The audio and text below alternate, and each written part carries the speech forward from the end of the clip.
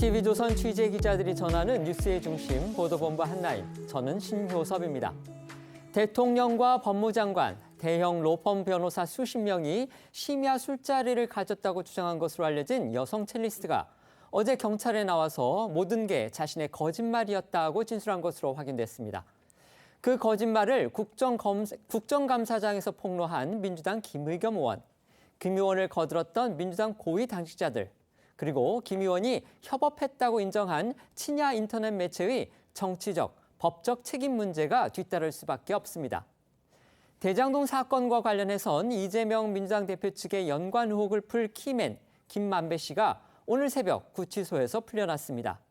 또 이 대표가 지난해 당 대선 후보 경선을 앞두고 집에 억대 현금을 갖고 있었다는 사실이 새롭게 밝혀졌습니다. 민주당은 공직자 재산 신고도 했던 합법적인 돈이라고 했지만 검찰은 대장동과의 관련 여부 등 돈의 출처를 수사 중이라고 합니다. 준비한 영상 보시고 이전과 또 다른 국면에 접어든 술자리 의혹과 대장동 수사 상황 차례로 전해드리겠습니다. 7월 19일 밤인데요. 그날 술자리를 가신 기억이 있으십니까? 다들 자정 넘어서 모이셨잖아요. 자정 넘어서가 거의 한 새벽 3시까지 있었던 걸로.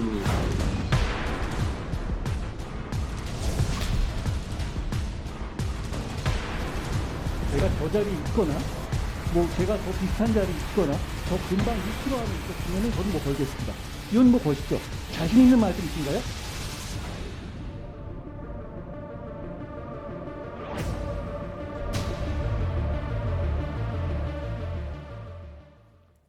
이른바 청담동 심야 술자리 의혹이 완전히 새로운 국면을 맞았습니다. 윤석열 대통령과 한동훈 법무장관이 대형 로펌 김앤장 변호사 30명과 심야 술판을 벌이는 걸 청담동의 한 주점에서 봤다, 이렇게 주장했던 첼리스트 A씨가 경찰 조사에서 그 내용은 거짓말이라고 진술한 사실이 확인된 겁니다. 이를 국정감사장에서 폭로했던 민주당 김의겸 의원이 결국 오늘 유감을 밝혔지만 정치적 후폭풍은 지금부터 시작인 듯합니다. 먼저 결국 해당 의혹이 거짓으로 드러나게 된 사정부터 알아볼 텐데요. 그간 경찰 소환에 불응했던 첼리스트가 결국 어제 조사에 응하게 되면서 의혹의 전말이 드러나게 된 거죠. 그렇습니다. 서울 서초경찰서는 어제 첼리스트 A씨를 불러서 약 3시간가량 조사했습니다. A씨는 이 조사에서 전 남자친구를 속이려고 거짓말했다는 취지로 진술한 것으로 경찰이 확인했습니다.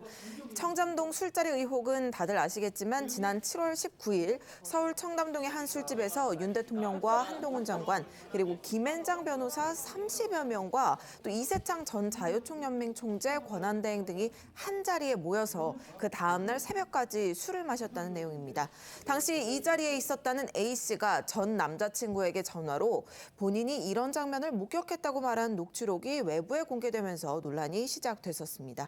A씨의 목소리 다시 들어보겠습니다. 김앤장 애들을 모아놓고 하는 거였어. 근데 한동훈이랑 윤석열까지 다 온 거야. 와가지고 술 마시고 노래 부르고 무슨 대한민국 페이스북 해줬겠지. 가가지고 아니 경호원들도 있었을 거 아니야. 병원도 다 있었지. 우리 장관님 오셨으니까 클래식으로 조용한 거 나하고 좋대. 그냥 노래 부르더라. 한정훈이? 노래를 불러? 나중에 윤석이 그게 저 옆에 들어오십니다가 이러는 거야. 근데 그때가 1시야. 3시간을 놀래갔어. 자기 동백아가씨 그거 하는데 자기도 연주해달래. 윤석이 그러게? 동백아가씨 자기가 부르겠대. 너 불러? 연주해달래. 해줬어. 자기네가 아는 노래 그런 거를 해줘야 엄청 감동받는단 말이야. 네, 하지만 경찰은 그동안 수사를 통해서 A씨와 그의 전 남자친구 B씨 휴대전화 등을 포렌식해서 A씨가 B씨에게 말한 내용이 거짓이라고 결론 내린 것으로 전해졌고요. A씨가 당일 자정이 넘어서 그 술집에 있지도 않았다는 것과 실제 누구와 있었는지 이 신원을 확인한 것으로 알려졌습니다. 경찰은 이를 토대로 어제 A씨를 소환해 조사한 결과 A씨로부터 모두 거짓말이었다는 진술을 받았다는 겁니다. A씨가 허위 사실을 얘기했음을 인정함에 따라 경찰은 그런 내용을 담은 녹취록 등이 어떤 경로로 유포되었는지에 대해서도 수사할 방침인 가운데 김의겸 의원이 대화가 담긴 녹음 파일을 얻게 된 과정에 대해서도 조사가 이루어질 것이란 전망이 있습니다. 이 논란이 시작되고 또 확산된 직접적인 계기는 민주당 김의겸 의원이요. 국회 국정감사장에서 그 녹취록을 공개하면서 의혹을 제기했기 때문이죠. 네, 김의겸 의원은 지난달 24일 법사위 국정감사장에서 해당 내용을 담은 녹음 파일을 공개하면서 의혹을 처음 제기했고요. 이에 한동훈 법무장관이 강하게 반발하면서 이 법무장관직을 포함해 모든 걸 다 걸겠다 이런 강수까지 뒀었죠. 그 모습 보고 오겠습니다. 제가 제보를 받았습니다. 7월 19일 밤인데요. 그날 술자리를 가신 기억이 있으십니까? 책임 있는 말씀을 좀 해주시죠. 매번 그렇게 허황된 말씀을 하시는데요. 어떤 근거로 말씀하시는지 질문을 다 해보시죠. 청담동에 있는 고급스러운 바였고요. 그 자리에 제보 내용에 따르면 윤석열 대통령도 이 자리에 이 청담동의 바에 합류를 했습니다. 기억나십니까? 다 말씀해 주십시오. 이분은 기억나십니까? 저는 처음 보는 분인데요. 의원님, 자, 이분 말씀하시기 전에 처음 보시는 제가 분이에요? 기회를 드릴게요. 아니요, 나중에, 예. 나중에 하세요. 자, 위원님, 저번에 저보고 뭐 걸라고 하지 않았습니까? 이번엔 저랑 뭐 걸면 어떻습니까? 계속 이러시는데요. 제가 저 자리에 있거나 뭐 제가 저 비슷한 자리에 있거나 저 근방 1km 안에 있었으면은 저는 뭐 걸겠습니다. 의원님 뭐 거시죠? 의원님, 저는 다 걸게요. 의원님 뭐 거시겠어요? 저는 법무부 장관직 포함해가지고 제가 뭘 앞으로 어떤 주의 종직이라든가 뭐 다 걸겠습니다. 의원님 뭐 거시겠습니까? 거시는 거 좋아하시잖아요. 자, 국정감사 자리에서 저런 찌라시 수준도 안 되는 거 가지고 국무위원을 모욕해놓고 국정감사라니 그게 말이 되는 소리입니까? 네, 의혹을 제기하긴 했지만요. 김 의원은 그 이후에도 해당 술자리가 있었다는 증거를 제시하지 못했습니다. 하지만 민주당 일각에서는 계속해서 공세를 펴며 이 해당 논란은 최근까지도 계속됐었는데요. 특히 장경태 최고위원은 김 의원이 국감장에서 공개한 녹취록을 최고위 회의에서 틀면서 한동훈 장관에게 사과를 요구하기도 했었습니다. 모습 보고 오겠습니다. 한동훈을 윤석열까지 다 온 거야. 진짜? 나 아이 다 막아놨어. 나는 못해. 대통령이 와서 어디를? 왔어. 자세한 내용이 담겨 있어 그 신빙성이 매우 높아 보입니다. 한동훈 장관은 장관직 내기와 야바이 국감에 대한 책임을 지고 국민께 깊은 사과를 해야 합니다. 한동훈 장관, 윤석열 대통령과 술자리 하셨습니까? 한동훈 장관, 대형 로펌과 술자리 하지 않으셨습니까? 민주당의 다른 고위 당직자들도 잇따라서 김 의원을 거들면서 윤 대통령 그리고 한 장관을 싸잡아서 공격해왔습니다. 국정농단이다 이런 말까지 등장을 했었죠. 그렇습니다. 민주당 지도부는 지난달 26일 진실규명을 위한 전담팀 구성을 제안했고요. 특히 김성환 정책위의장은 제2의 국정농단에 해당할 만큼 엄청난 사건이다라고 목소리를 높인 바 있습니다. 들어보겠습니다. 한동훈 장관이 펄쩍 뛰었습니다. 만약에 사실이 아니라면 얼마나 억울하겠습니까? 반드시 TF를 구성해서 실체적 진실을 밝히는 것이 바람직하다고 생각합니다. 그 첼리스트의 오빠가 그 녹취록은 녹취된 것은 맞다고 그 사실을 인정했습니다. 이것이 사실이라면 그야말로 이 일은 제2의 국정농단에 해당될 만큼 엄청난 사건이 아닐 수 없습니다. 한동훈 장관은 이런 민주당의 공세에도 강하게 의혹을 부인하면서 오히려 김의겸 의원을 향해서 사과하라 이렇게 요구하기도 했습니다. 그렇습니다. 한동훈 장관은 지난 14일 국회에서 열린 예결위 전체 회의에서 공당이 저질 음모론에 공식적으로 올라탄 것이라고 생각한다면서 책임 있는 공당으로서 사과할 것을 요구했습니다. 들어보겠습니다. 민주당의 김의겸 대변인이 협업해서 가짜뉴스를 뿌렸고요. 장경태 최고위원이 이 가짜 뉴스를 공개적으로 상영했습니다.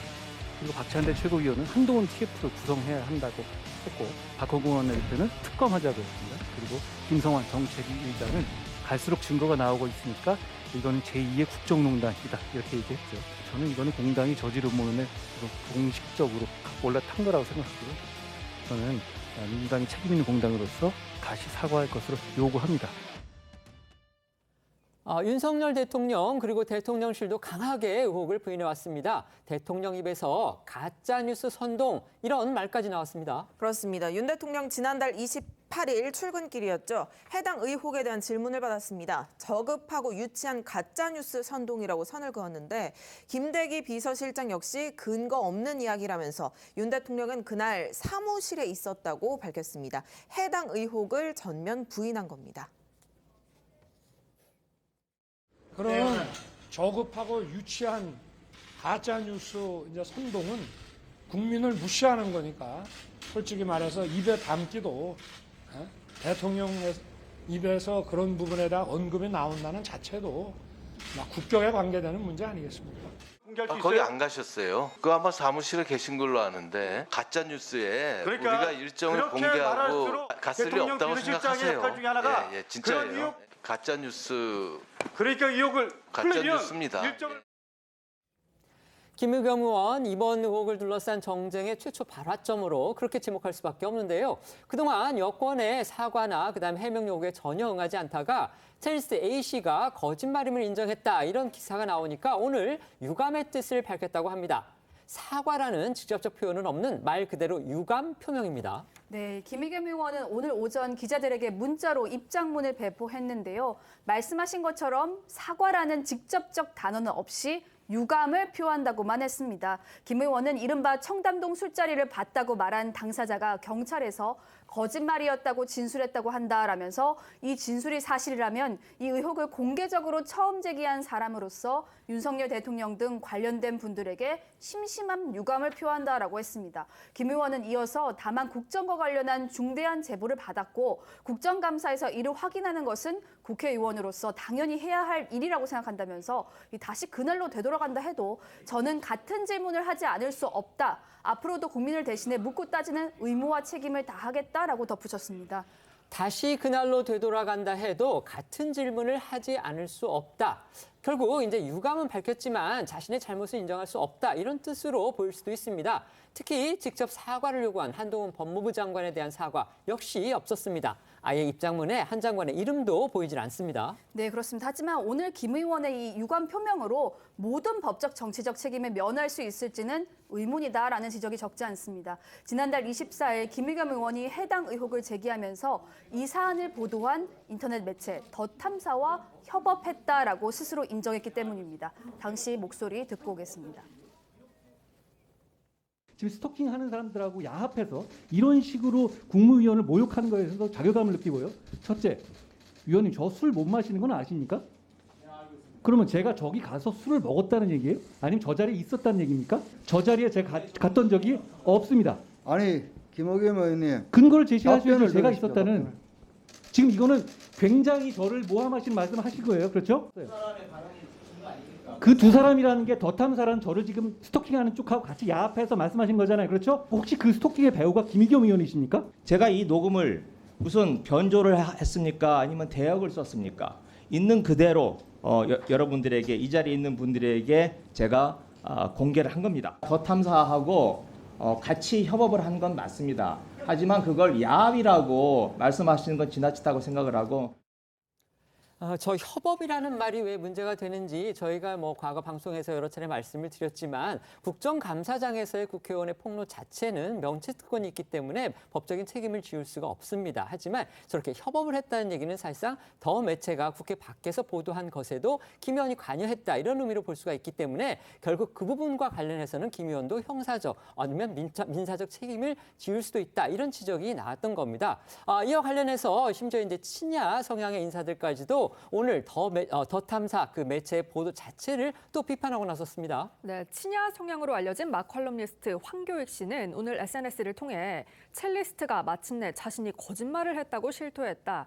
첼리스트가 거짓말을 했다는 말은 사실일 가능성이 매우 높다고 말하면서 언론인은 제보가 들어오면 보도하기 전에 확인하는 작업을 해야 한다. 더 탐사 취재진은 언론인으로서 해야 할 일을 하지 않았다. 변명의 여지가 없어 보인다. 첨당동 술자리 사건은 의혹 제기가 아니라 거짓말 중계였다. 사과해야 한다면서 더 탐사 측의 사과를 요구했습니다. 황 씨의 이런 주장에 대해서는요, 이제 이번 사태의 책임을 김 의원이 아닌 더 탐사 매체 측에 돌리려는 의도가 아니냐 이런 시각도 나오기는 합니다. 아무튼 김 의원이 유감을 표하긴 했지만 여당에서는 아주 본격적으로 공세에 나서는 그런 분위기입니다. 김 의원의 의원직 사퇴까지 요구하고 나섰습니다. 네, 그렇습니다. 국민의힘은 오늘 오전 비대위 회의에서 민주당을 한 목소리로 성토했는데요. 비대위원인 전주혜 의원은 대국민 거짓말 잔치를 한 셈이라고 했고요. 김의겸 의원은 대국민 거짓말에 대한 대국민 사과를 하고 의원직을 사퇴해 본인의 말과 행동을 책임지는 모습을 보여야 한다고 했습니다. 김행 비대위원 역시 하루가 멀다 하고 거짓말을 하면서 혹세 무민을 하고 있다며 김 의원을 비판했는데요. 국민의힘 목소리 듣고 오겠습니다. 김의겸 의원은 국감장에서 대국민 거짓말 잔치를 한 셈입니다. 대국민 사과를 하시고 의원직을 사퇴해서 본인의 말과 행동에 책임지는 모습을 보여야 합니다. 민주당 김의겸 대변인은 국회에서 새빨간 거짓말을 한 것입니다. 장경태 최고위원은 김건희 여사가 컨셉 사진을 찍었다고 거짓말을 했습니다. 거짓말의 정점은 이재명 대표입니다. 이재명 당대표, 최고위원, 중진 의원, 대변인까지 집단 리플리 증후군에 걸려 있는 것입니다. 자당 대변인의 어처구니 없는 허위 사실, 가짜 뉴스가 드러났다면 김의겸 의원을 대변인직에서 즉각 해임하는 것이 상식 아니겠습니까?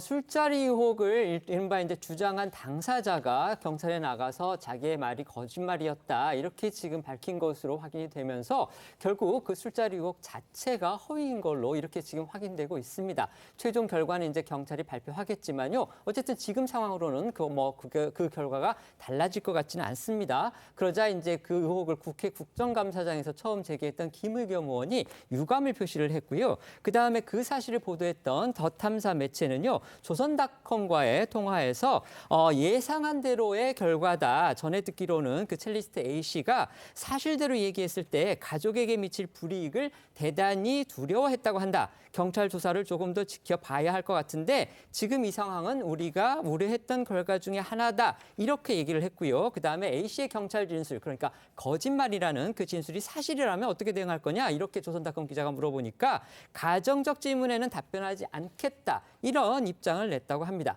국민의힘에서는 지금 김의겸 의원의 의원직 사퇴까지 요구하고 나선 그런 상황이면서 결국 이게 또 다른 정치적인 쟁점화할 그런 조짐도 보이고 있습니다. 이 상황들 어떻게 보십니까? 국민의힘 입장에서는 집권 여당으로서 당연히 의원직 사퇴라든지 총공세를 할 것으로 예상이 됩니다. 그런데 이제 의원직 사퇴 요구까지 받는 지금의 이 상황이 김의겸 의원이 어쨌든 초래한 것이다라고 봐야 되기 때문에 참 안타까운 지점이라고 할 수밖에 없는데요. 당연히 김의겸 의원이 악의적인 의도를 가지고 했다라고까지는 생각하지 않지만 적어도 국회의원으로서 국감장에서 의혹을 제기하거나 뭔가 폭로를 하거나 할 때는 당연히 객관적으로 한 번 더 확인해보고 그 의혹의 객관적인 증거라든지 이런 부분을 검토해야 되는 것도 또 국회의원의 의무이기도 합니다. 그러나 너무 의혹 제기에만 좀 집중하는 바람에 객관적인 것들을 확인을 못해서 이런 좀 실수가 나온 것 같은데요. 그래도 일단은 유감 표명을 지금이라도 한 것은 좀 다행인 것 같고 앞으로 국민의힘이 공세가 더 거세질 것은 분명하기 때문에 당 내부에서도 이 부분에 대해서 대응을 어떻게 할 것인지 좀 방향을 정해야 될 것 같습니다. 네, 말씀해 주시죠. 사실 더 탐사 측에서는 이 문제가 이제 완전히 끝난 게 아닌 것처럼 얘기를 하잖아요. 그런데 이제 움직일 수 없는 증거는 휴대전화 위치 기록입니다. 그렇죠? 사람의 진술은 좀 거짓이 있을 수 있지만 휴대전화 위치 기록은 밤 10시 이후에는 그 근처에 없었다는 거 아니에요? 이 첼리스트가. 네. 그렇다면 이 의혹은 이제 성립할 수가 없는 거죠. 기자가 사실은 제일 민망할 때가 얼굴을 들지 못하는 때가 본인이 오보를 했을 때입니다. 아무리 확인을 거쳐서 썼어라도 오보라는 건 있을 수가 있거든요. 그런데 김의겸 의원 기자 출신입니다. 그런데 이거는 단순한 오보가 아니고요. 저는 확인조차 안 하고 의문 제기를 했다고 봅니다. 그런 건 왜냐면 그 기자의 기본은 우선 저런 제보를 받았다고 할지라도 그게 중대한 제보인지 아닌지 확인 안 해보면 잘 모르는 거거든요. 그런 차원에서 김의겸 의원이 기자 출신이라는 그런 타이틀에 걸맞지 않게 확인을 안 했고, 그다음에 두 번째는 사실 이 부분에 관해서 조금 더 누구한테 좀 물어본다든가 객관적으로 조금만 판단을 했다면 저는 저 의혹 제기 전에 어떤 식으로든 저는 본인이 한번 되돌아봤을 거라고 생각을 하거든요. 그런 점이 전혀 없이 했어요. 그리고 지금도 뭐 유감이에요. 유감이면 한동훈 법무부 장관이 얘기했던 사과에는 훨씬 못 미치는 것이고, 그러면 민주당 대변인으로서 또 지위가 두 가지잖아요. 국회의원과 민주당 대변인. 대변인으로서 가졌던 여러 가지의 우의상, 당에 끼친 그 해악 뭐 이런 것들이 있단 말이죠. 그 부분에 대해서도 전혀 지금 뭐 해명이 되지를 않아요.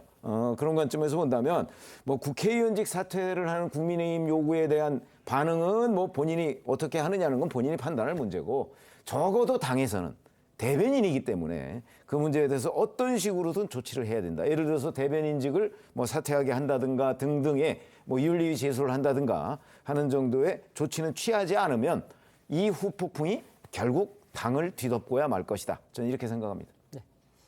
사실 김의겸 의원이 무리하게 의혹을 제기한다 이런 지적 이번에 처음 나온 게 아니죠. 그렇습니다. 김 의원 먼저 지난달 한 장관이 법무부 행사장에서 만난 민주당 이재정 의원을 따라가서 의도적으로 악수 장면을 연출했다 이런 의혹을 제기했었는데 사실이 아닌 것으로 드러난 바 있습니다.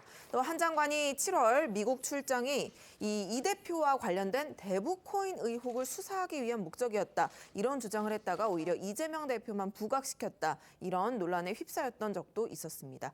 뿐만 아니라 마리아 카스티요 페르난데스 주한 EU 대사와 민주당 이재명 대표의 대화 중에 과거 정부와 현 정부의 대응을 비교하는 대화가 없었는데도 불구하고 김의겸 의원이 사실상 거짓으로 이거를 지어내서 언론에 알렸다가 EU 대사 측의 항의를 받고 하루 만에 허위 브리핑을 인정하면서 사과하기도 했었습니다.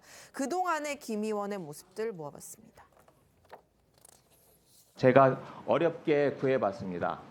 영문으로 되어 있는 한 5, 60페이지짜리 자료인데, 이분들이 북한의 이더리움 서버 또 북한의 이더리움 리서치 센터를 만드는데 대단히 큰 관심을 가지고 있다. 그래서 제가 이걸 보면서 한동훈 장관님이 이걸 보았으면 대단히 입맛이 당겼겠다, 우리가 당겼겠다. 저 자료 어렵게 구하셨다고 그러는데요. 저 자료 제가 알기로는 그 인터넷 매체에 그냥 나온 자료입니다. 저는 좀 이해가 안 가는 것이 김의겸 의원 말씀처럼 진짜로 그런 문제가 있다면 범법의 가능성이 큰 것인데 그거를 미국이 조사하면 안 되고 우리가 조사하면 안 된다는 말씀이신가요?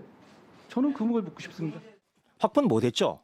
하려고 지금 노력 중인데, 예를 들면 에리카라는 분을 접촉해 보려고 노력 중인데 지금 찾을 수가 없어요. EU 대사가 북한이 도발 수위를 높여가고 있는데 현재 윤석열 정부에서는 대화 채널이 없어서 대응하는 데 한계가 있는 것 같다. 자신이 대사가요. EU 대사는 그런 발언을 하지 않았다고 설명한 바 있습니다. 예. 대변인께서도 사과의 발언을 하신 것으로 제가 알고 있습니다. 외교적으로는 좀 부적절한 일이라고 생각합니다. 이 같은 김 의원의 논란이 계속되자 박지현 전 민주당 공동비대위원장도 지난 월요일 SNS를 통해서 전열을 정비하고 혐오 정치에만 기대는 일부 인사들을 당직에서 물러나게 해야 한다면서 한동훈과 싸움에서 번번이 패배하고 증거도 없이 청담동 심야 술자리 의혹을 제기하고 EU 대사의 발언을 왜곡해서 민주당발 외교 참사를 일으킨 김의겸 대변인부터 교체해야 한다라고 촉구한 바 있습니다. 이제 이재명 민주당 대표를 향하고 있는 대장동 수사 알아볼 텐데요. 이 수사 역시 새로운 국면이 전개되고 있습니다. 영상 먼저 보고 오겠습니다. 담배는 자백해라. 양심 선언하세요. 양심 선언.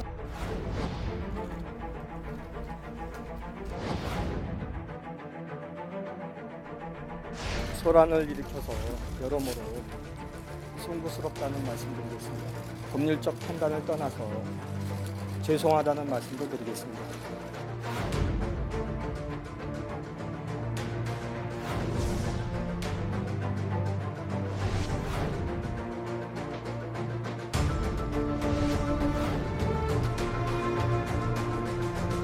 이재명 대표 당당하다면 본인을 향하고 있는 수사에 적극 협조하시는 것이 정답입니다. 사건의 실체적 진실은 왜곡되고 야당을 향한 정치 탄압과 보복 수사에 칼춤 소리만 요란합니다.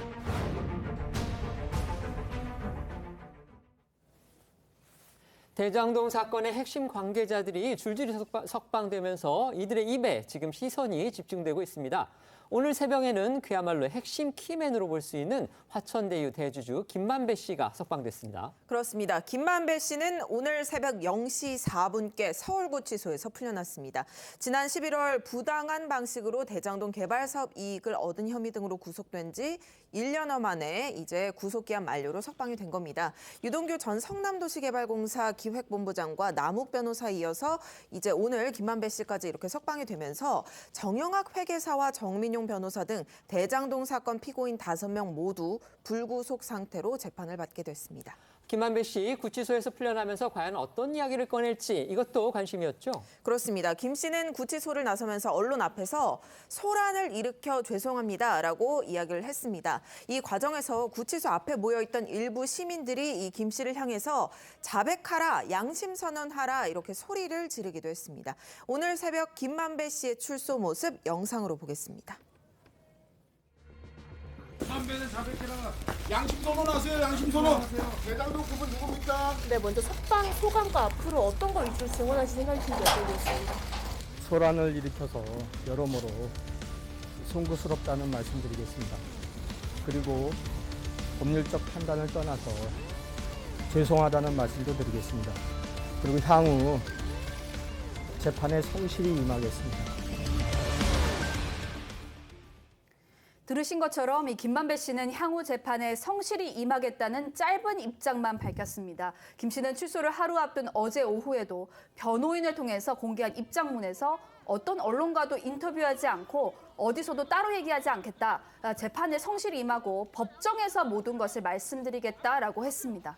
김만배 씨의 입에 법조계 그리고 정치권에 관심이 쏠리고 있는 이유, 바로 김 씨의 진술이 대장동 수사의 향방, 특히 이재명 대표 측의 연관 여부를 규명하는 데 핵심 요소, 바로 이것이기 때문이죠. 맞습니다. 이 천화동인 1호의 실소유주인 이 김만배 씨는 지난해 대장동 의혹이 불거졌을 당시에 이른바 정영학 노치록에서 천화동인 1호의 절반이 그분 것이라고 말한 것으로 알려졌던 만큼 이 사실상 그분의 실체를 밝힐 핵심 인물이라고 볼 수 있습니다. 또 최근 검찰 수사를 통해서 김 씨가 이 정진상 민주당 대표 정무조정실장과 김용 민주연구원 부원장, 유동규 전 본부장 이 세 사람에게 대장동 이익 관련 자신의 지분 중 428억 원을 주겠다고 약속했다는 의혹이 불거진 상태여서 이 약속을 인정할지도 관심입니다. 최근 법정에서 폭로성 진술을 시작한 남욱 변호사의 진술 상당 부분이 이 김만배 씨로부터 들었다는 전원 형태인 것도 김만배 씨의 입을 주목해야 할 이유입니다. 김 씨가 남 변호사의 진술을 인정할지 아니면 반박할지에 따라서 남 변호사의 진술들이 재판에서 증거 능력을 얻을 수 있다는 분석까지 나오고 있습니다. 지금까지는 김만배 씨, 이재명 대표와의 연관성 등을 전면 부인해왔습니다. 네, 김만배 씨는 대장동 의혹 초기부터 지금까지 줄곧 천화동인 1호는 자신의 것이며 그분은 없다는 입장을 유지하고 있는 걸로 알려졌습니다. 이재명 대표 역시 김만배 씨가 대장동 개발이 공공환수를 요구한 자신을 거칠게 비판했었다며 김 씨와의 연관성을 강하게 부인했었는데요. 지난해 나온 김만배 씨 목소리와 이재명 대표의 지난달 기자회견 목소리 이어서 들어보겠습니다. 그분에 대한 설명 계속 엇갈린다라는 지적들이 있습니다. 아니, 그분은 전혀 없고요. 그런 말 한 기억도 없습니다. 이재명 지사랑 친분 부인하는 취지로 말씀하셨는데 사실 그분하고 이재명 지사하고 특별한 관계도 없고 한 번 만나봤습니다. 옛날에 이 인터뷰차. 김만배 등 이분들이 저를 온갖 욕을 했습니다. 본인이 직접 육성으로 한 말도 있습니다. 공산당 같은 XX 등등 이렇게 저를 원망하고 욕했습니다. 이랬던 사람들이 이 사업이 다 끝난 다음에 이제 다 성남시로부터 무슨 도움받을 일도 없는데 그 원망하던 저를 위해서 돈을 줬다, 대선 자금을 줬다, 이게 말이 되는 얘기겠습니까? 결국 관심은 김만배 씨가 유동규 전 본부장이랄지 아니면 남욱 변호사처럼 기존 입장을 바꾸고서 폭로전에 가세할지 바로 이 부분이겠죠. 그렇습니다. 그런데 이 김만배 씨는 언론에 말하지 않겠다는 입장을 낸 바도 있었고 그래서 김 씨가 폭로전에 가담할지 섣불리 예단하기는 어렵겠습니다. 다만 김 씨가 법정에서 모든 것을 밝히겠다고 한 점, 유 전 본부장과 남욱 변호사 역시 대장동 의혹 초기에는 혐의를 전면 부인하다가 1년여에 걸친 재판 재판에서 조금씩 다른 진술을 내놓기 시작한 점을 주목해야 한다, 이런 의견도 있습니다. 아시다시피 유 전 본부장과 남 변호사는 석방된 후에 모두 본격적인 폭로전을 이어가고 있고 법정에서도 증언을 쏟아내고 있기 때문에 이 김만배 씨 역시 석방 후에 심경 변화를 일으킬지 주목되고 있는 겁니다. 유 전 본부장과 남 변호사는 심경 변화를 일으킨 배경에 대해 자신이 하지 않은 일까지 책임지고 싶지는 않았다면서 비슷한 설명을 내놓은 바 있습니다. 유 전 본부장의 목소리 먼저 들어보고요. 앞서 불구속 상태로 재판에 출석하면서 법정에서 소상히 말하겠다고 공언했던 남욱 변호사의 목소리도 먼저 들어보겠습니다. 제가 안고 가겠다는 생각 더 이상 안 하겠다. 내가 지지 말아야 될 것까지 질 이유는 없잖아요. 그냥 의리가 있다고 생각했죠.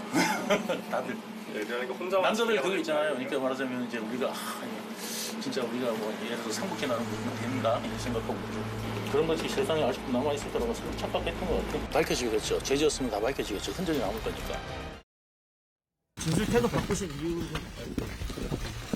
법정에서 소상히 말씀드리겠습니다. 실제로 법조계 일각에서는 유 전 본부장과 남욱 변호사가 폭로성 진술을 이어가고 있는 상황이라서 김만배 씨가 입을 닫는다고 해서 이들의 주장이 모두 사라지지는 않는 것이라고 보고 있습니다. 김 씨가 자칫 더 많은 죄를 뒤집어 쓸 수 있다는 시각까지 있습니다. 이 때문에 김만배 씨 역시 어느 정도 선에서는 기존 입장과 다른 진술을 내놓을 수도 있다는 관측도 나옵니다.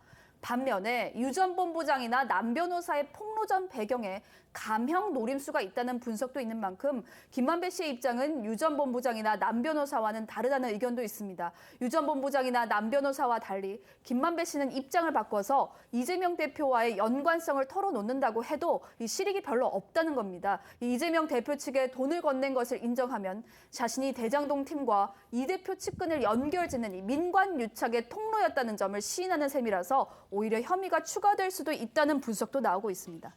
김만배 씨까지 석방된 시점에서 검찰이 이재명 대표를 향한 직접 수사를 시작했다. 이런 보도도 나왔습니다.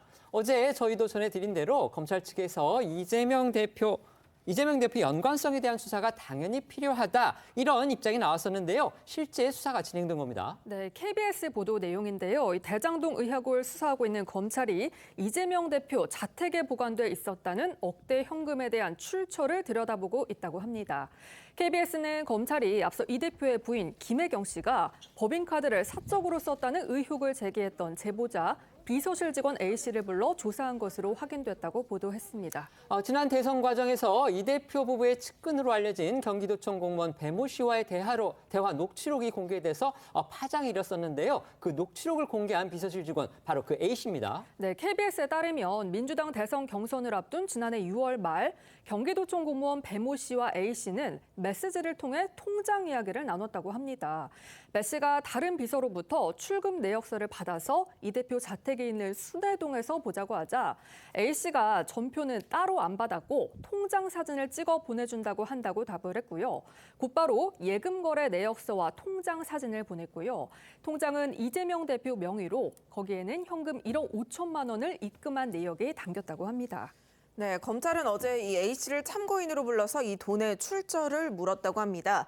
A씨는 입금일 며칠 전에 배 씨가 이 대표 자택에서 이 현금이 든 종이 가방을 들고 나오는 걸 봤다고도 진술한 것으로 전해집니다. 당시 A씨는 얼마냐고 물었는데 배 씨는 1, 2억쯤 된다고 답했고 나한테 왜 이런 걸 시키느냐고 짜증을 내기도 했다고 합니다.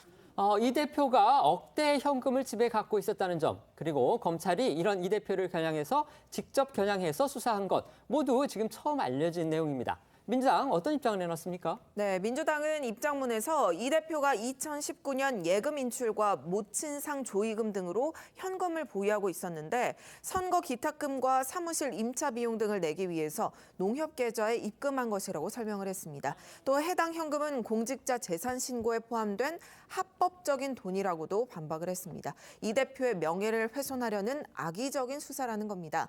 KBS는 관련해 이 대표의 재산 신고상 현금 보유액이 2019년 말 기준 2억 원, 2020년 말 기준 3억여 원까지 늘었다가 경선이 있던 지난해 10월 모두 없어졌다고 보도했습니다. 집에 단순히 현금을 보유하고 있었던 거, 이거 위법 아닙니다. 또 측근한테 입출금을 맡겼던 거, 이건 역시 불법은 아닙니다. 다만 현금이 거액이었다는 점, 또 시기가 민주당 대선 후보 경선 때였다는 점, 이런 부분과 연관지어서 검찰은 그 돈의 원천적인 출처, 이걸 지금 의심하고 있는 겁니다. 네, 맞습니다. 검찰은 시기적으로 이 김용 전 부원장이 대장동 태무로부터 대선 자금 명목으로 8억 상당의 돈을 받았던 시점과 겹치는 부분이 있기 때문에 이 대표와의 연결점을 찾는 데 주력하고 있다고 전해집니다. 관련해서 비명계인 조홍천 민주당 의원은 측근 비리에 대해 이 대표가 유감을 표명해야 한다고 목소리를 높이면서도 해당 현금 논란에 대해서는 검찰이 잘못 짚은 것 아닌가 생각한다고 옹호하고 나섰습니다. 이 조 의원 목소리부터 들어보겠습니다.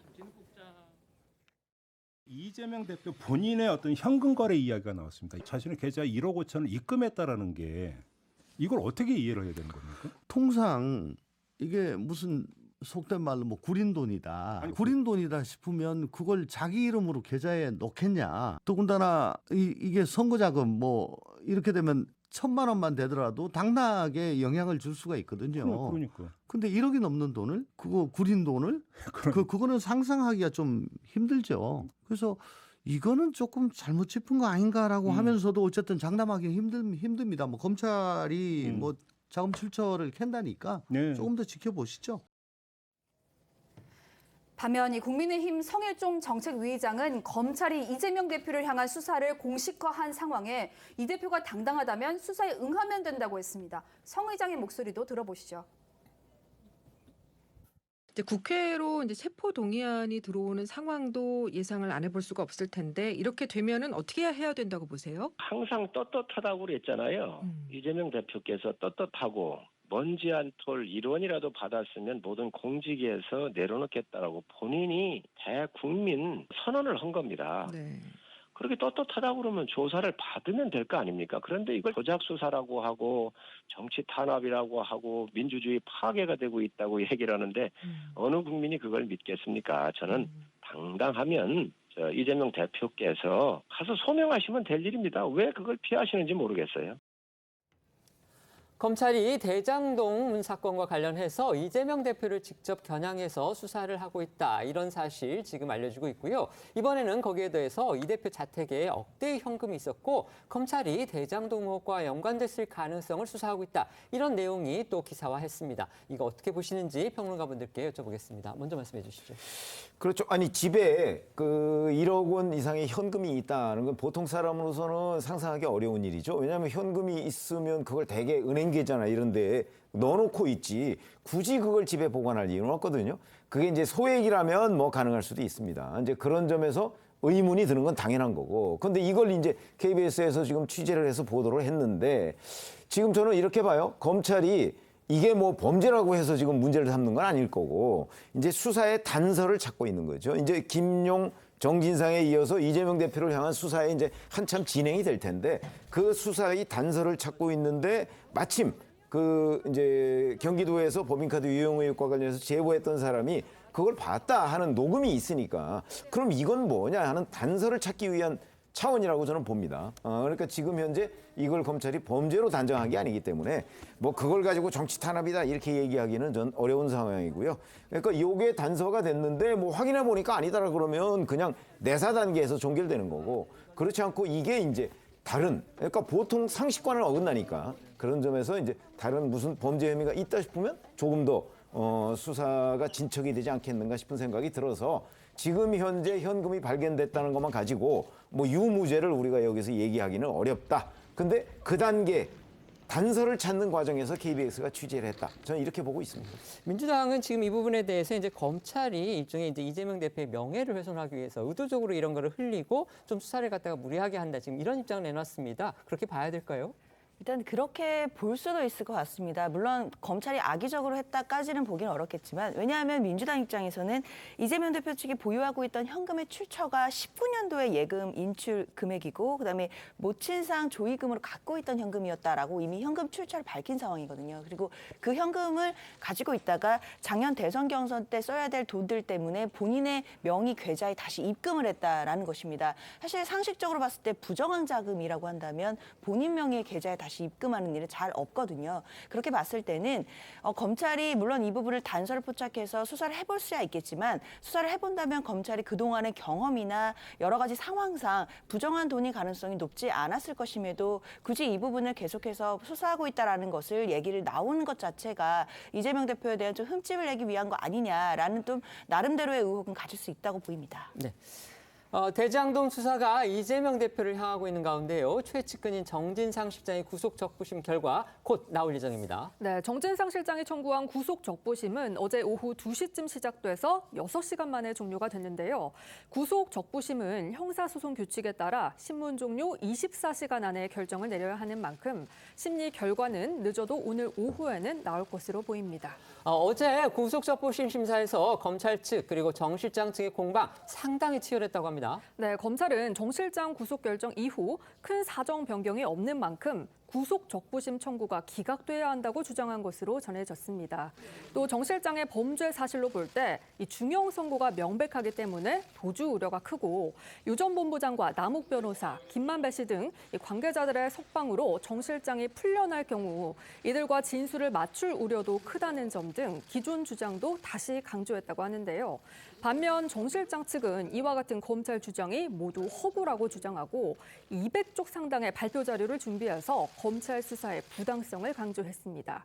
또 정 실장이 최근 압수수색 당시에도 검사와 직접 3차례 통화까지 했다면서 도주 우려가 전혀 없다고도 소명한 것으로 전해집니다.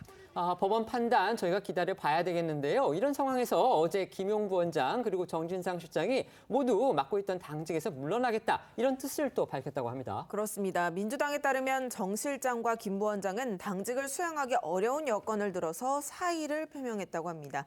민주당은 김용 부원장의 사표를 수리했다고 밝혔고요. 정 실장에 대해서는 구속적부심 결과를 보고 추후 판단하기로 했다고 전했습니다.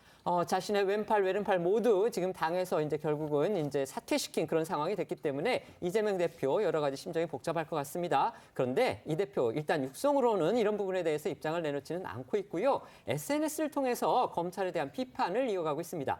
그런데 이 대표의 이런 글에 대해서 한동훈 법무부 장관이 또 맞받아쳤다고 합니다. 네, 맞습니다. 이재명 대표는 어제 기자들과 만난 자리에서도 이 쏟아지는 질문들에 평소에 그렇듯이 침묵으로 일관했습니다. 다만 말씀하신 대로 앞서 정진상 실장 구속 결정이 난 후 자신의 SNS를 통해서는 유검무죄, 무검유죄라면서 검찰 수사를 비판했습니다. 한동훈 장관은 어제 유검무죄, 무검유죄라고 하는 이재명 대표의 입장이 무슨 말인지 모르겠다면서 맞받아쳤습니다. 어제 기자들과 만난 이재명 대표의 모습도 보시고 한동훈 장관의 목소리도 들어보겠습니다.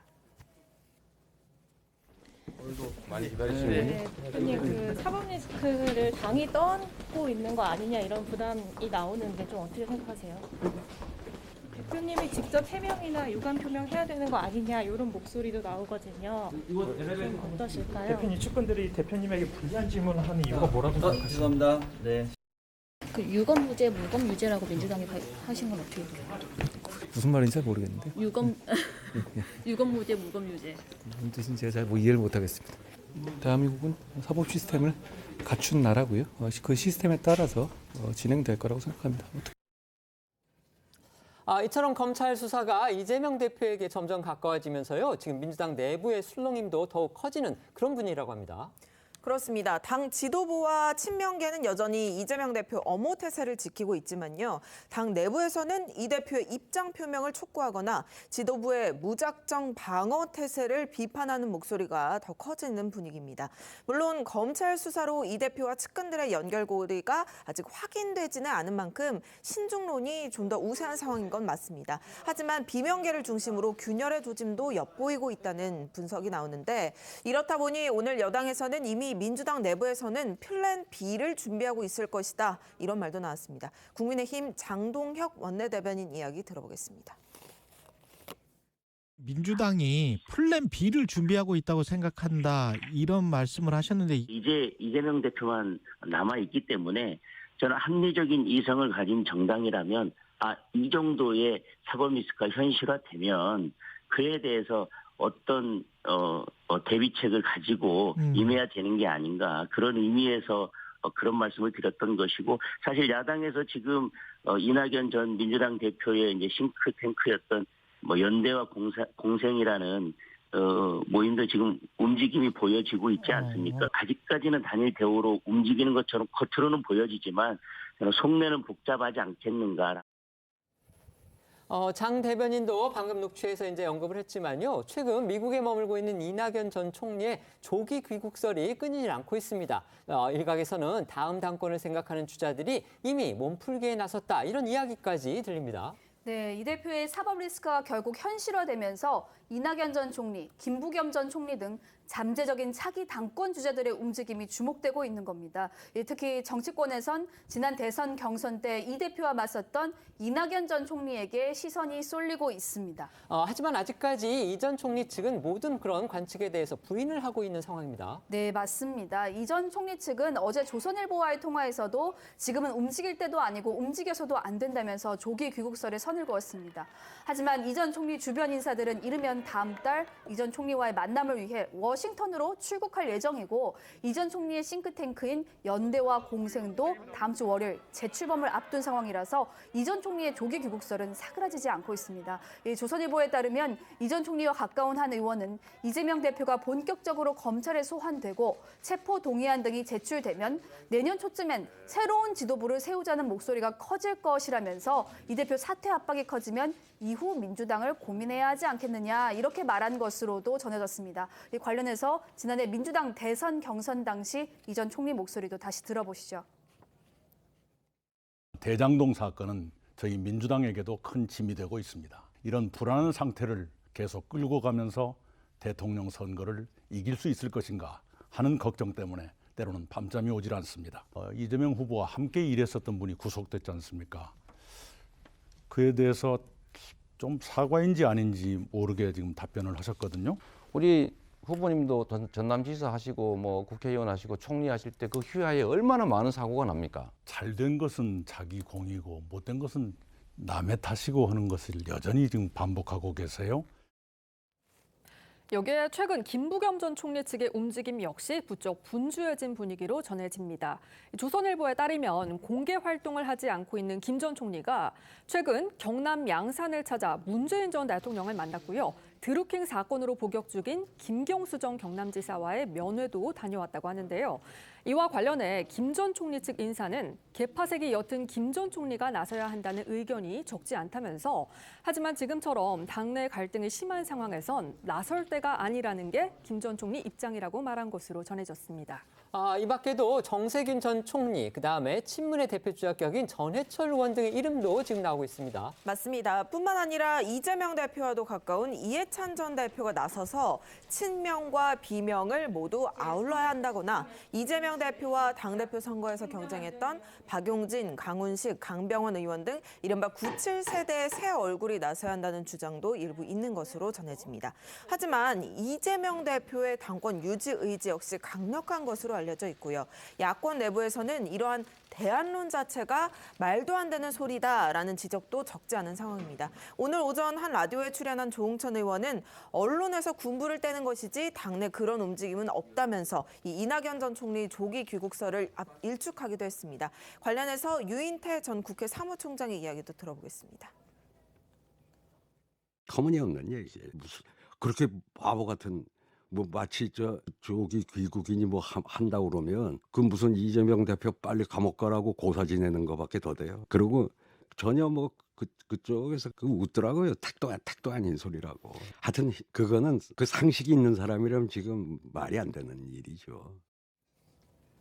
일각에서는 가석방이 될 경우에 김경수 전 경남지사가 이른바 친문 세력의 구심점 역할을 하지 않겠느냐 이런 관측도 사실 나왔습니다. 그런데 어제 김 전 지사의 가석방은 무산됐습니다. 네, 드루킹 댓글 조작 사건으로 복역 중인 김 전 지사는 이번에도 자유의 몸이 되진 못했습니다. 어제 법무부 가석방 심사위원회가 김 전 지사 복역이 기준치를 막 넘어선 만큼 가석방하기에는 이르다면서 또다시 부적격 판단을 내렸기 때문입니다. 따라서 김 전 지사가 가석방 이후 친문계 구심점이 될 것이란 일각의 기대는 꺾인 상황이고요. 김 전 지사의 형기 만료일은 내년 5월 4일입니다.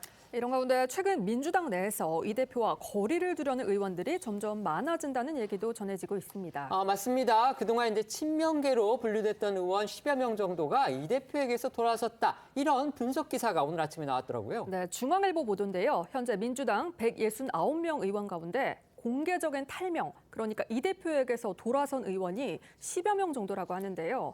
여기엔 친명계 핵심 인사이자 7인회 멤버였던 김용진 의원과 또 이 대표의 사법연수원 동기인 조응천 의원, 그리고 지난 대선에서 이 대표 캠프의 조직본부장으로 활동한 이원욱 의원도 포함이 되는데요. 특히 김용진 의원은 지난 6월 이 지방선거 당시 이 대표가 인천 기양 을에 출마한 뒤로는 정치적인 조언을 하지 않는다고 합니다. 김 의원은 이제 2017년 문재인 당시 대선 경선 후보가 도와달라 이렇게 요청을 했을 때에도 이재명 대표 곁에 머물렀던 정말 이 대표의 핵심 측근으로 분류됐던 사람이죠. 네, 2017년 민주당 대선 경선부터 이 대표를 도왔고요. 지난 대선에서는 총무본부장을 맡아서 사실상 대선 캠프를 총괄 지휘하기도 했었지만 이 대표 취임 후에는 어떠한 당직도 맡고 있지 않은데요. 김 의원은 최근 중앙일보에 인천 계양 을 출마와 당대표 출마를 만료했지만 더는 이 대표가 듣지 않았다면서 그래서 가끔 술을 마시고 얘기는 나누지만 더는 정치적 조언을 하지 않는다고 말한 것으로도 전해졌습니다. 네, 여기에 이 대표의 사법연수원 동기인 조응천 의원은 연일 이 대표 비판에 열을 올리고 있는 상황입니다. 앞서 이 대표 최측근인 김용전 부원장과 정진상 실장이 구속된 직후 이 대표가 유감을 표명할 때가 됐다면서 이 대표가 대장동 의혹과 무관한지 알도리가 없다고 했습니다. 오늘은 과거 노무현 전 대통령이 안희정 전 지사 구속 이후에 유감 표명을 했던 일을 거론하면서 재차 이 이재명 대표의 유감 표명을 압박하고 나섰습니다. 조응천 의원의 이야기 직접 들어보겠습니다. 원래 정치는 책임지는 거라고 하지 않습니까? 네네. 어쨌든 최측근 2명이 연이어 구속이 됐습니다. 그간의 사례를 보면 2002년도 대선 자금 사건 때 노무현 대통령, 안희정 전 지사가 네, 그렇죠. 구속이 되니까 그렇죠. 아주 절절히 그때 유감 표명을 하셨습니다. 또 이상득 의원 구속되니까 이명박 전 대통령 유감 표명했죠. 그동안에 보면 또 김영삼 대통령 역시 마찬가지입니다. 유감 표명을 다 했어요. 그리고 저 사실관계에 대해서 당이 직접 나서 가지고 그 대응하는 거. 이건 굉장히 좀 불편하거든요, 사실은. 알겠습니다. 조 의원 마지막에 들으신 대로 이재명 대표 측근들의 이른바 비리 의혹에 대해서 이 당 차원에서 대응하고 나서는 그런 상황에 대해서도 불편한 심기를 나타냈군요. 그렇습니다. 조응천 의원은 지난 대선에서는 선대위 공동 상황실장을 맡았었죠. 이재명 대표를 향한 국민의힘의 공격을 적극적으로 방어했었는데 최근에는 들으신 것처럼 좀 달라진 태도를 보이고 있는 겁니다. 중앙일보는 최근 조 의원이 대선 패배 후 이 대표에게 잠시 휴식기를 가지라고 했다면서 그를 복돋기 위해서 부부 동반 모임까지 제안했지만 연락이 오지 않았다고 말했다고 전했습니다. 또 민주당의 한 관계자는 대장동 의혹을 적극적으로 해명하기보다 믿어달라고만 하는 말에 조 의원이 환멸을 느꼈을 것이라고 말한 것으로도 전해집니다. 네, 이렇다 보니 이 대표를 압박하는 비명계의 목소리는 더욱 커지고 있습니다. 어제는 이 대표 사법 리스크에 당 차원의 방어가 계속되면 제2의 조국 사태가 발생할 수 있다는 우려의 목소리도 나왔습니다. 김종민 의원의 이야기도 들어보겠습니다. 민주당을 방탄정당으로 만들어서 민주당 전체의 신뢰도를 깨는 게 결국은 이제 이 어떻게 보면 이 정치 기획이라고 한다면 정치 기획의 목표라고 저는 봅니다. 근데 박지원 원장은 국정원장은 김용이든 정진상이든 노웅래든 가리지 말고 당연히 대응해야 된다. 그게 동지다. 그렇게 하면 망합니다. 망한다. 민주당 망합니다. 왜? 저 사람들이 그걸 원하는 거예요. 그 누구도 모르는 그 사실관계, 비리라고 주장되는 사실관계에 우리 당이 뛰어들어서 같이 그냥 이전 투구하게 만드는 거를 원하는 겁니다, 지금. 예. 근데 그렇게 해서 민주당이 이길 수 있나요? 우리가 밝힐 수 있습니까? 그게 밝혀지나요? 우리 조국 사태 때도 10개 중에 8개는 다 사실이 아니었어요. 하나, 2개. 자, 2시간 공사활동했는데 10시간이라고 속였다. 이거 가지고 결국 다 뒤집어 씌워서 민주당을 조국을 옹호한 부도덕한 정당으로 몰고 가고 이런 싸움을 또 되풀이하면 안 됩니다. 지금까지 저희가 전해드린 민주당 내부의 분위기 어떻게 보십니까? 일단 내부적으로 이제 소위 강경한 목소리를 내시는 분들은 아직까지는 소수라고 봐야 될 것 같습니다. 전체적인 분위기는 좀 침묵하는 상황에서 앞으로 수사 과정을 좀 조용히 지켜봐야 된다라는 기조가 많은 것 같고요. 특히나 이 수사 과정에서 좀 이번에 특이했던 부분은 야당의 당사에 압수수색을 들어왔다는 점입니다. 그 부분 때문에 아마 민주당으로서는 야당에 대한 탄압이다. 이 부분에 대해서 함께 의견을 맞출 수 있었던 것이고, 그리고 당 대표의 측근인 2명에 대해서 수사의 칼날이 다가오고, 그리고 당사로 이제 압수수색이 여러 번 들어왔던 과정, 이런 과정을 통해서 점차 야당 탄압에 대한 그런 단일 대우를 맞춰갈 수 있었던 것 같습니다. 그렇기 때문에 아직까지는 그 단일 대우가 흐트러졌다라고 보기는 어려울 것 같고요. 그러나 강경한 목소리를 내시는 분들도 소수지만 분명히 존재하시기 때문에 앞으로 이제 수사 과정에서 검찰이 내놓을 또 물증들이나 객관적인 과정, 증거들, 이런 부분들이 영향을 미칠 것으로 보입니다. 네, 말씀해 주시죠. 뭐 저도 의견이 크게 다르지는 않은데 지금 이제 단일 대우 얘기를 하셨잖아요. 그리고 언론에 보면 지금 민주당은 이재명 방탄의 단일 대우라는 표현이 많이 등장합니다. 저는 근데 그거는 잘못 본 거라고 생각을 해요. 제 개인 생각입니다만은 단일 대우가 아니고요. 지금까지는 민주당의 엄연히 친명계가 있는가 하면 비명계가 있는 것이고, 그리고 친명계가 당권을 잡고 있는 거예요. 그러면 비명계는 지금까지 이재명 대표의 사법 리스크가 공개적으로 불거지기 전까지는 사실은 그냥 침묵하고 있었던 거죠. 근데 이쪽의 사법적 리스크가 이제 뭐 이렇게 이른바 사실관계가 조금씩 드러나니까 이 사람들이 잠잠히 하고 있다가, 그야말로 은인자중하고 있다가 이제 목소리를 내기 시작하니까 그 목소리에 언론이 주목하는 것에 불과하지, 원래부터 이 지형 자체가 바뀐 건 아니라고 보기 때문에 이재명 대표에 대한 사법적 리스크가 사실관계로 조금 더 명확해지면 이 목소리가 조금 더 커질 뿐이지, 그렇다고 이 세력이 갑자기 늘어나는 건 아니다. 그런 관점에서 본다면 지금 현재 검찰의 수사가 이제 이재명 대표 쪽으로 지금 옮겨가고 있지 않습니까? 이게 어느 정도나 사실관계가 조금 더 드러나느냐에 따라서 이 목소리가 커지는 건 분명한데, 그렇다고 해서 친명계 쪽을 덮을 정도가 되느냐? 그렇게 되려면 적어도 상당한 기간이 필요하다고 봅니다.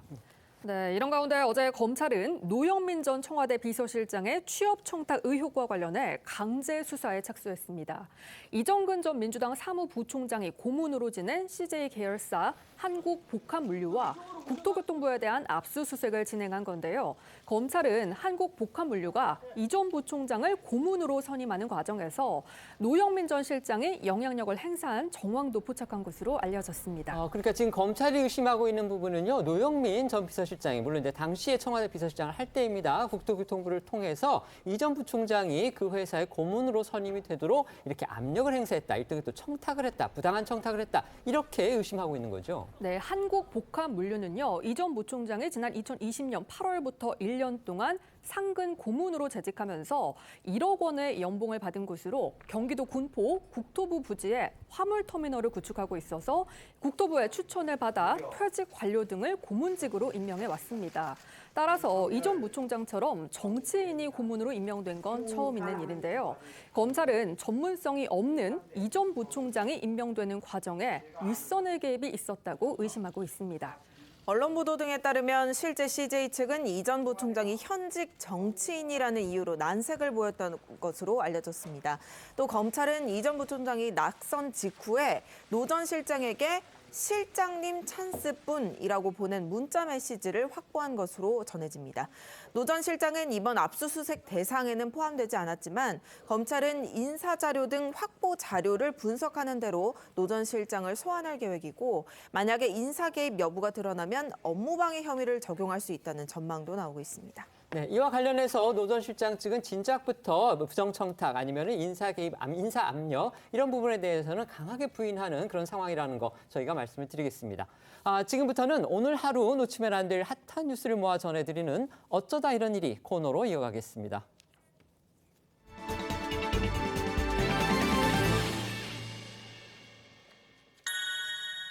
첫 번째 키워드는요, 일촉즉발 총파업입니다. 오늘부터 시작된 화물연대 총파업, 정말 우려되는 상황입니다. 그렇습니다. 화물연대가 6월 총파업 이후 5개월 만에 또다시 총파업에 들어갔습니다. 올해 말이면 화물차 기사들에게 최소한의 수송료를 보장해주는 안전운임제가 종료될 텐데요. 이 제도를 영구적으로 시행하고 적용 대상 차종과 품목도 늘려달라는 게 화물연대 요구입니다. 화물연대 측 주장 들어보겠습니다. 첫 번째로는 화물연대가 이제 요구하고 있었던 안전운전 일몰제를 폐지한다 대한 입장, 그다음에 두 번째로는 품목 확대에 대한 입장, 그리고 세 번째로는 이건 이제 이번에 조금 더 추가된 지점인데 제도를 개혁한다라는 쟁점, 이 세 가지가 지금 추가돼서 내용이 나온 것으로 보이고 도로 안전을 위해서 반드시 이 제도가 유지되고 확장되어야 하기 때문에 이렇게 어려운 조건에서도 좀 파업을 결정을 했습니다. 이 파국을 막기 위해서는 정부랑 여당이 전향적인 태도를 가져야 된다라고 생각을 합니다. 알겠습니다. 네, 들으신 것처럼 화물연대는 정부가 요구를 받아들일 때까지 무기한 파업에 들어간다는 입장인데요. 또 지난번 파업과 마찬가지로 조합원을 동원해서 물류 거점 지역 봉쇄 투쟁에 나설 계획이라서 물류 대란이 우려되는 상황입니다. 정부는 이번 총파업을 앞두고서 이미 그 안전운임제 기간을 갖다가 3년 더 연장해주겠다 이런 타협안을 제시를 했습니다. 이 타협안을 받아들이지 않고 계속 파업을 할 경우에 이거는 불법이다 이렇게 규정을 하고 강경 대응할 수밖에 없다 이렇게 지금 예고한 상태입니다. 맞습니다. 한덕수 국무총리는 물류를 방해하는 행위들에 대해서는 법과 원칙에 따라 단호하게 조치하겠다 이렇게 경고를 했고요. 원희룡 국토교통부 장관은 어제 이 TV조선 뉴스9에 출연을 했는데 이 화물연대 요구에 대해서 일방적인 굴복을 요구하고 있어서 수용하기 어렵다고 선을 그었습니다. 원 장관은 사우디 왕세자가 다녀가고 일론 머스크도 투자 계획을 말하면서 어려운 경제 상황을 살려보자고 하는데 화물연대가 나라 전체를 주저앉힌다고 한다고 목소리를 높였습니다. 또 집단적인 억지에 언제까지 끌려다녀야겠냐라고 질타를 했습니다. 원 장관은 오늘 운송 개시 명령 발동을 언급하기도 했습니다. 들어보겠습니다. 국토부는 운송 거부와 운송 방해 등 불법 행위에 대해서 일체 용납하지 않고 법과 원칙에 따라서 엄정히 대응할 것입니다. 그럼에도 불구하고 운송 거부와 운송 방해가 계속된다면 국민이 부여한 의무이자 권한인 운송 개시 명령을 국무회의에 상정할 것임을 미리 분명히 고지를 해두고자 합니다. 그동안 한 번도 운송 개시 명령이 발동된 사례가 없습니다마는 5달 만에 다시 명분 없이 일방적으로 운송 거부에 나서는 이러한 악순환 고리는 이번 기회에 반드시 끊어야 한다는 것이 국토교통부 장관으로서의 각오입니다. 화물연대의 이러한 집단 행동은 명분도 없을 뿐만 아니라 자신들의 일방적인 주장을 관철시키고자 하는 그러한 집단적인 이기주의 행동이라고 봅니다. 정부는 화물연대 구성원들이 노동자가 아닌 자영업자이고 화물연대는 노동조합으로 볼 수 없다는 입장이기 때문에 노동법이 보장하는 파업이 아닌 집단 운송 거부로 규정하고 있습니다. 화물자동차 운수사업법은 화물 운송을 집단 거부에 경제에 커다란 지장을 주는 경우 국토부 장관이 업무 개시 명령을 내릴 수 있도록 하고 있는데요. 지금까지 한 번도 정부가 운송 개시 명령을 내린 적은 없었습니다. 만약 운송 개시 명령이 내려졌는데 따르지 않을 경우 정부는 운행 중지 제재와 자격 취소를 하는 방안도 검토하고 있습니다. 오늘부터 지금 이제 파업이 시작이 됐는데요. 지난 6월에 정말 온 나라가 몸살을 앓았었는데 물류 차질 불가피한 상황이죠. 맞습니다. 가장 먼저 직접 타격을 받을 걸로 예상됐던 시멘트 업계에서는요. 이미 운송 차량 운행 중단으로 출하에 차질이 빚어지고 있고요. 파업이 여러 날 계속되면 주요 건설 현장의 공사 중단으로 이어질 가능성도 커 보입니다. 이에 정부도 비상수송 대책을 마련하고 있는데요. 정부는 일단 군용 차량 등 활용 가능한 모든 수단을 투입할 계획입니다. 또 필요시 철도공사의 컨테이너나 시멘트 운송 열차를 탄력적으로 증차 운행하고 화물연대에 가입하지 않은 운유 차량을 활용해서 대체 수송에도 나설 예정이고요. 이와 함께 파업 기간에는 운송 허가를 받은 자가용 화물차 등의 고속도로 통행료를 면제할 방침입니다. 한편 정치권에서는 여야가 화물연대 파업을 두고 엇갈린 목소리를 내고 있습니다. 정치권 반응 들어보겠습니다. 민주노총이 국가 물류를 볼모로 삼아 사실상 정권 퇴진 운동을 벌이겠다고 공언하고 나섰습니다. 공공운수 파업, 화물연대 파업은 전국의 항만과 산업시설의 마비를 초래하게 될 것입니다. 지금은 경제를 살려야 될 때이지 경제를 위기로 내몰 때가 아닙니다. 화물연대가 5개월 만에 다시 총파업을 결의한 것은 윤석열 정부가 당초 합의한 안을 제대로 이행하지 않았기 때문입니다.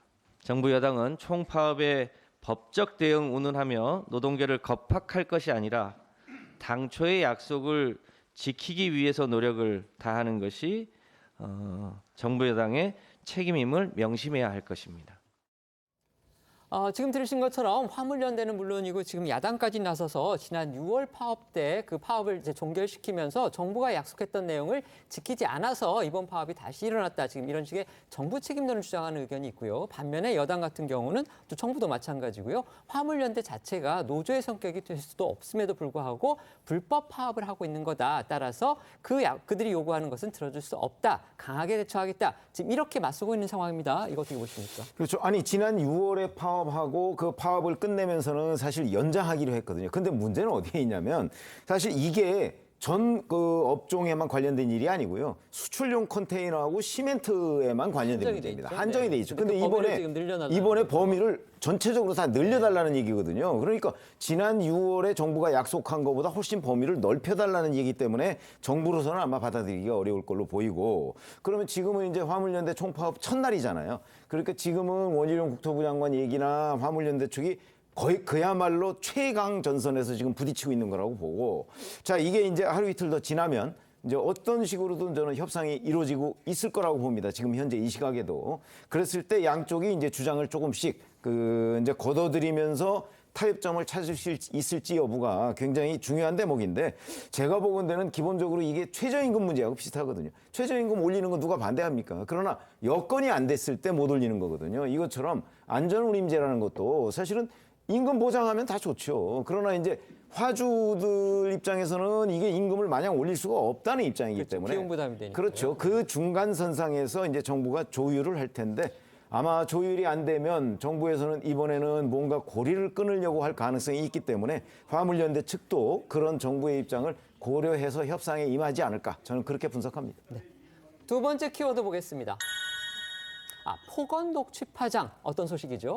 네, 18년 동안 소속사로부터 음원 정산을 전혀 받지 못했다는 보도가 나와서 충격을 준 가수 겸 배우 이승기 씨 소식입니다. 이번에 소속사 대표의 폭언이 담긴 녹취록까지 공개되면서 파장이 커지고 있는데요. 문제의 녹취 먼저 듣고 오겠습니다. 어떤 성격이냐면 열에 진짜 받지. 그냥 되게 차분해. 그리고 굉장히 이성적으로 날카로워지는 스타일. 너무 무서워지고 냉철해져서 쟤가 저다 진짜 쟤가 진짜 악질은 인간이 되지. 그거였어. 이제 뭐 막가라는 식으로 내가 형도 보내고 그러니까 막가라는 식으로 그냥 뭐 그렇게 나오는 것 같은데, 내 이름을 걸고 죽여버릴 거야. 내 나머지 인생 그대로 죽인댔을 거야. 그냥 진짜 우리가 따지는데 지가 안 하고는 그 이랑이 수사한 거잖아. 안 준 거잖아. 혹시 명령 대표기 다 되겠다는 거 있어. 녹취록에서 보이는 소속사 대표의 그 목소리 상당히 격앙돼 있는데요. 중간에 이승기 씨를 위협하는 듯한 사실 그런 내용도 있습니다. 이거 언제 녹음된 건가요? 해당 녹취록은요, 지난 17일 소속사 측이 이승기 씨로부터 음원 수익과 관련된 정산 내역을 투명하게 공개해달라는 이 내용 증명을 받은 뒤에 녹음된 것으로 알려졌습니다. 소속사는 녹취록과 관련한 입장을 내놓지 않은 채 외부 전화를 받지 않고 있는 걸로 알려졌는데요. 소속사 대표가 법적으로 책임져야 할 부분이 명확히 확인되면 물러서거나 회피하지 않고 모든 책임을 지도록 하겠다, 이렇게 입장을 밝힌 걸 끝으로 이 사안에는 말을 아끼는 모습입니다. 이 녹음 누가 했는지는 잘 알려지지 않았지만 저 녹취록을 들어보면 거기에 이승기 씨의 지금 매니저의 그런 상황들 또 목소리도 담겨 있습니다. 아마 이승기 씨 이 녹취 다 들었을 것 같은데 충격이 상당했을 듯합니다. 그렇습니다. 이 녹취에 대해서 이승기 씨가 따로 언급을 하지는 않았는데, 다만 오늘 이승기 씨가 법률 대리인을 통해서 소속사와의 갈등에 대해 처음으로 입장을 밝혔습니다. 모욕적이고 위협적인 언사를 전해들었다고 지적한 부분이 눈에 띄는데요. 이승기 씨 측은 소속사 대표 등으로부터 너는 마이너스 가수다라는 입에 담기 어려울 정도의 모욕적이고 위협적인 언사를 전해들었다면서 오랜 기간 연을 맺어오며 가족처럼 의지해왔던 소속사 대표와 신뢰관계가 지속될 수 없다고 판단했다고 했습니다. 이승기 씨 측 법적 대리인은 이 이승기 씨의 연예 활동 전반의 정산 내역 등을 투명하게 공개해 줄 것을 요구하면서 여러 가지 법률 관계에 대해서도 면밀한 검토를 진행할 예정이라고 설명했습니다. 이승기 씨가 과거 방송에서 했던 은퇴 관련 발언도 재조명되고 있다고 하죠? 예, 그렇습니다. 이런 가운데 이승기 씨가 과거에 방송에서 했던 은퇴 관련 발언도 재조명되고 있는데요. 이승기 씨는 앞서 2018년 한 예능 프로그램에서 가장 화려하게 데뷔하고 가장 가능성이 크다고 점쳐진 시기에 연예인을 그만두고 싶었다면서 이 연예계 활동의 고충을 털어놓은 바 있습니다. 지난해 방송된 예능 프로그램에서는 내 생각보다 조금 이른 시기에 쉰다고 하는 게 건강에도 좋을 것 같다고 말을 해서 궁금증을 좀 낳기도 했었습니다. 한편 이승기 씨는 소속사와의 분쟁 속에서도 영화 촬영에 묵묵히 임하고 있는 것으로 알려졌습니다. 변호사님, 저렇게 이제 폭언이 담긴 그런 녹취록 공개가 됐는데요. 저런 게 이승기 씨하고 그 소속사 간의 법적 분쟁에 어떤 영향을 미칠 수 있습니까? 일단 말씀 주신 것처럼 그 이제 폭언이나 이런 부분들이 그동안 지속적으로 해온 게 아니냐는 의혹을 낳고 있습니다. 아무래도 이승기 씨가 너무나 톱스타인데 18년 동안이나 음원 수익을 전혀 정산을 받지 못했다는 거니까요. 그렇기 때문에 기획사와의 어떤 신뢰관계를 넘어서서 가스라이팅을 당했던 것이 아니냐라는 이제 의혹들이 있는데, 사실 가스라이팅 자체만 가지고 처벌이 된다라기보다는 그 과정, 즉 그러니까 뭐 기획사에서 횡령이라든지 뭐 금전적인 범죄가 있었을 경우에 그 과정 속에서 이승기 씨에 대한 수단으로서 가스라이팅이 벌어졌다라고 한다면 이 부분에 대해서 형사 책임을 물을 때는 죄질에서 분명히 참작되는 경우도 있을 것이고, 그리고 가스라이팅이 더 나아가서 정말 학대나 폭행이나 협박에 이르렀다면 그 부분도 따로 별도로 처벌 가능성도 있어 보입니다. 지금 말씀해주신 가스라이팅 부분은 이제 앞으로 수사라든지 그다음에 소송 과정에서 밝혀져야 될 그런 부분입니다. 1분 뒤에 다시 돌아오겠습니다. 오늘 준비한 소식은 여기까지입니다. 저희는 내일 오후 1시에 더 핫한 소식으로 찾아뵙겠습니다. 시청해 주셔서 고맙습니다.